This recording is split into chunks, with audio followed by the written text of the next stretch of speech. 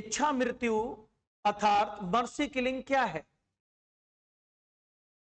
क्या जीने के अधिकार में मरने का अधिकार शामिल है? क्या एक व्यक्ति स्वेच्छा से मृत्यु का वर्ण कर सकता है?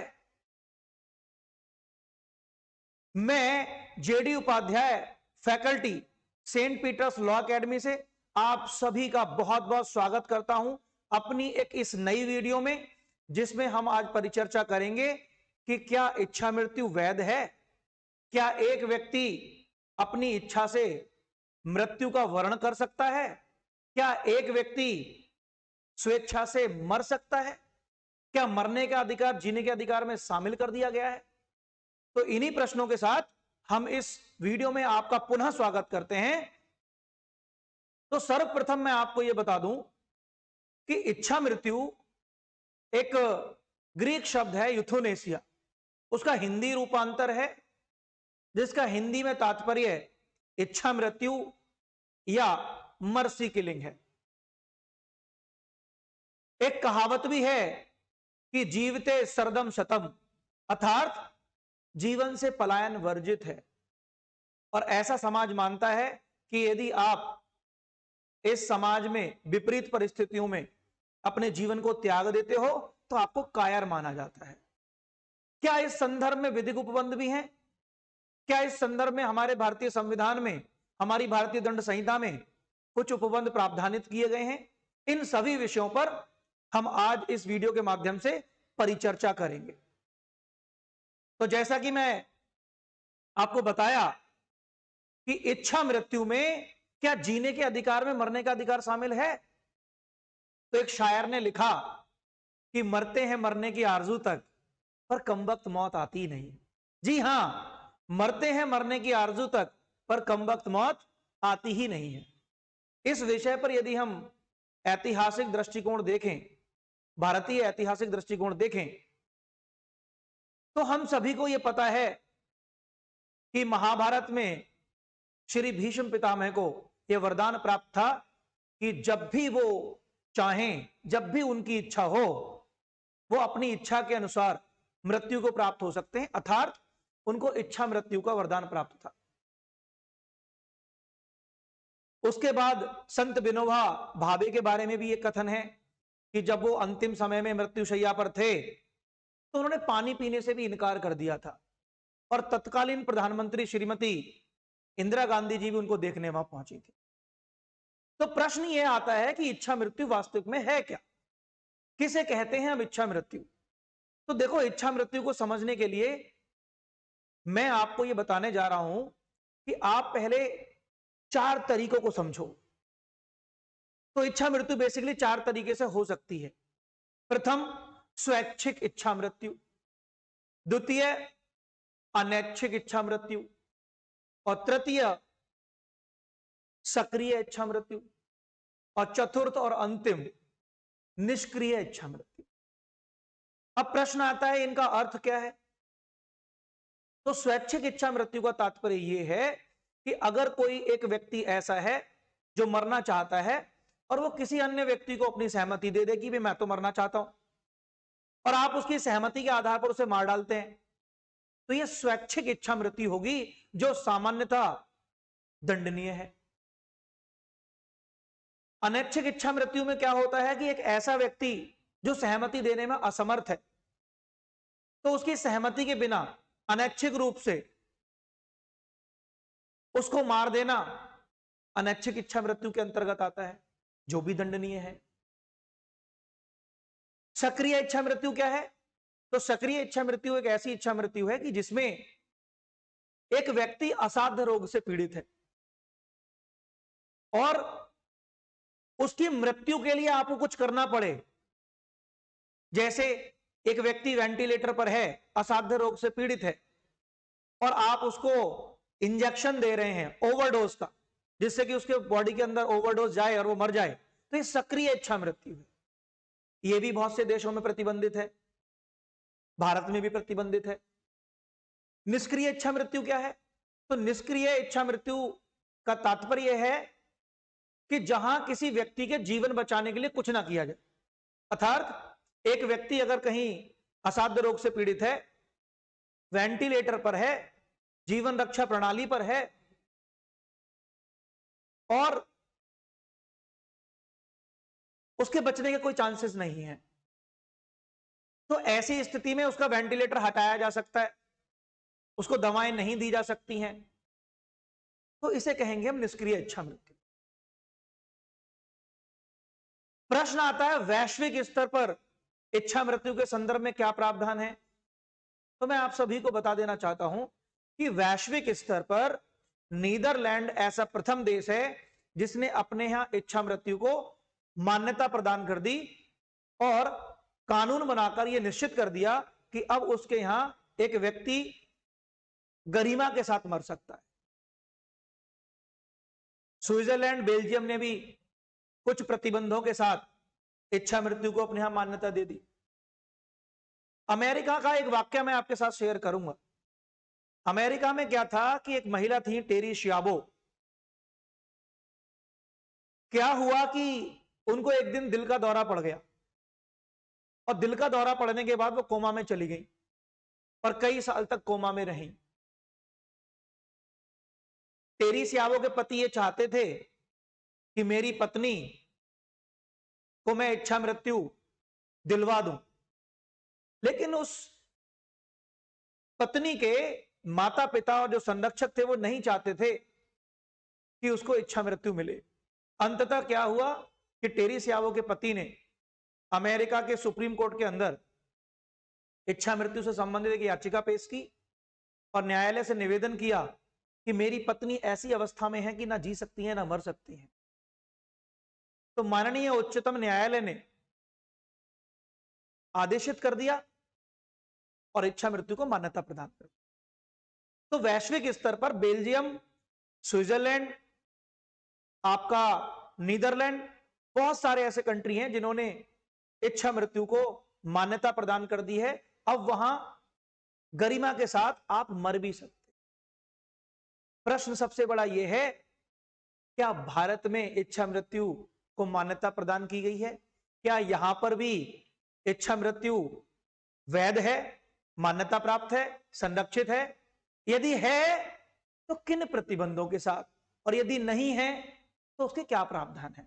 तो इसी संदर्भ में मैं आपको बता देना चाहता हूं कि भारतीय संविधान का अनुच्छेद 21 प्राण और दैहिक स्वतंत्रता की बात करता है और वो कहता है कि प्रत्येक व्यक्ति को भारत में प्राण और दैहिक स्वतंत्रता का अधिकार होगा और तब तक होगा जब तक वह विधि द्वारा स्थापित प्रक्रिया का उल्लंघन नहीं करता है। अर्थात प्राण का अधिकार अनुच्छेद 21 में संरक्षित कर दिया।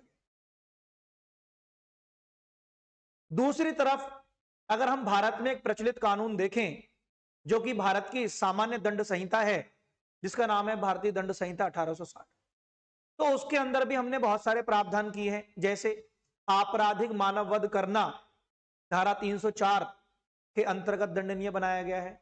जो कोई व्यक्ति ये जानता है, ये जानते हुए इस आशय से कि कोई कार्य किया जाए या कार्यलोप किया जाए जिससे किसी के शरीर को क्षति हो जाए, तो धारा 299 में उसको परिभाषित कर दिया गया और धारा 304 में उसको दंडित कर दिया गया।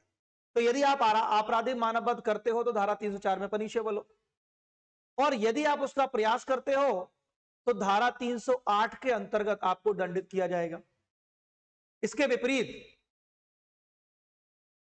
अगर आप किसी की हत्या करते हैं तो धारा 302 में, और हत्या का प्रयास करते हैं तो धारा 307 में आप दंडनीय होंगे। धारा 306 यह प्रावधान करती है कि यदि आपने किसी व्यक्ति को मृत्यु के लिए उकसाया, दुष्प्रेरण दिया, तो ऐसी स्थिति में धारा 306 में उस व्यक्ति को पनिश किया जाएगा जो दुष्प्रेरण कर रहा है। और जबकि धारा 309 भारतीय दंड संहिता की यह प्रावधान करती है कि कोई व्यक्ति स्वयं यदि अपनी आत्महत्या का प्रयास करता है तो उसको दंडित किया जाएगा धारा 309 के। भारत के अंदर पी रतिराम बनाम भारत संघ 1994 के एक वाद में उच्चतम न्यायालय ने यह निर्धारित किया कि भारत में जीने के अधिकार में मरने का अधिकार शामिल है। कि भारत में लोग जीने के अधिकार में मरने के अधिकार को क्या है, शामिल कर दिया गया है। अर्थात भारत में लोग गरिमा के साथ जी सकते हैं, गरिमा के साथ मर भी सकते हैं। और यह डिसीजन ऐसा आया कि उसके बाद सन 1996 में ज्ञान कौर बनाम स्टेट ऑफ पंजाब के अंतर्गत, इस वाद के अंतर्गत माननीय उच्चतम न्यायालय ने यह कह दिया गया कि जीने के अधिकार में मरने का अधिकार शामिल नहीं है। अर्थात आर्टिकल 21 में केवल जीने का अधिकार बताया गया है, मरने का अधिकार नहीं है। तो आप गरिमा के साथ जी सकते हैं पर गरिमा के साथ मर नहीं सकते। और यह नियम, यह निर्वचन एक लंबे समय तक भारत में लागू रहा। फिर एक घटना घटी, एडवर्ड मेमोरियल हॉस्पिटल परले मुंबई के अंदर, जिसके अंदर एक नर्स थी जिनका नाम था अरुणा सानवाग। उनको उनके ही एक कर्मचारी ने उनके साथ रेप किया, उसका प्रयास किया। परिणाम यह हुआ कि अरुणा सानवाग कोमा में चली गई और कोमा में जाने के बाद वो लगभग एक लंबे समय तक उस कोमा के अंदर रही और वो ऐसी स्थिति में थी कि ना जी सकती थी ना मर सकती। तो एक जर्नलिस्ट थी ईरानी, तो उन जर्नलिस्ट ने क्या काम किया, माननीय उच्चतम न्यायालय के समक्ष एक पिटीशन फाइल की और उसमें याचिका में यह निवेदन किया गया कि अरुणा सानवाग एक ऐसी स्थिति में है कि ना वो जी सकती हैं ना वो मर सकती हैं, तो आप उनको इच्छा मृत्यु का आदेश दे दें। तब माननीय उच्चतम न्यायालय ने, जो कि 3 जजों की आपकी पीठ थी, उसने यह निर्णय दिया कि भारत में जीने के अधिकार में मरने का अधिकार शामिल नहीं है। परंतु इस केस में एक ओपिनियन भी दी कि भारत में सक्रिय और निष्क्रिय इच्छा मृत्यु के बीच में उन्होंने क्या किया, वर्गीकरण कर दिया और यह कहा कि यदि कोई व्यक्ति सक्रिय इच्छा मृत्यु चाहता है तो न्यायालय उसको नहीं देगा, परंतु निष्क्रिय इच्छा मृत्यु की स्थिति में यदि परिवारजनों को कोई ऑब्जेक्शन नहीं है, डॉक्टर्स की राय यह है कि जैसे जीवन रक्षा प्रणाली को हटाएंगे, वेंटिलेटर को हटाएंगे, दवाइयां बंद करेंगे, यह व्यक्ति मर जाएगा, तो ऐसी स्थिति में आदेशित किया जा सकता है, इच्छा मृत्यु के लिए आदेश दिया जा सकता है। तो यह मंशा जाहिर कर दी गई अरुणा सानवाग वाले मामले में और न्यायाधीश, माननीय न्यायाधीश श्री काटजू जी ने मिर्जा गालिब का शेर एज ए ओबिटा डिक्टा कहा इस पर्टिकुलर केस के अंदर। उन्होंने कहा कि मरते हैं मरने की आरजू तक, पर कमबख्त मौत आती ही नहीं है। अर्थात ये कानून ऐसा है कि आपको मरने नहीं देगा, ये कानून आपको मरने नहीं देगा। इसी ओपिनियन को आधार बनाकर मित्रों सन 2018 में कॉमन कॉज, जो कि एक रजिस्टर्ड एनजीओ थी,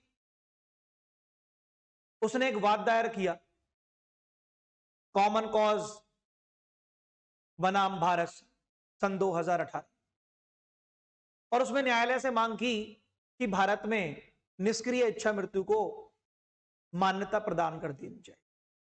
तब माननीय उच्चतम न्यायालय ने एक संवैधानिक पीठ के सामने यह मामला गया और उस समय जस्टिस थे, बल्कि चीफ जस्टिस ऑफ इंडिया थे श्री दीपक मिश्रा जी। तो उनकी संवैधानिक पीठ ने यह बहुचर्चित ऐतिहासिक फैसला दिया कि अब भारत में भी जीने के अधिकार में गरिमा के साथ मरने का अधिकार है, परंतु केवल निष्क्रिय इच्छा मृत्यु के मामले में। अर्थात सक्रिय इच्छा मृत्यु के मामले में अभी भी भारत में कोई प्रावधान नहीं है, भारत में कोई प्रावधान नहीं है। अर्थात कहने का तात्पर्य यह है कि इस केस के माध्यम से निष्क्रिय इच्छा मृत्यु को भारत में मान्यता दे दी गई।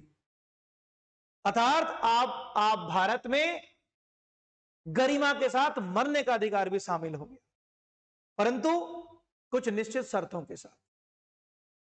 यदि आपको यह वीडियो पसंद आया है और आप चाहते हैं कि ऐसा ही वीडियो के माध्यम से आपको नई नई जानकारी प्राप्त होती रहे, तो आप इस वीडियो को लाइक कीजिए, सब्सक्राइब कीजिए और हमारे साथ बने रहिए। तो इन्हीं शब्दों के साथ मैं इस व्याख्यान का विराम देता हूं। बहुत बहुत धन्यवाद।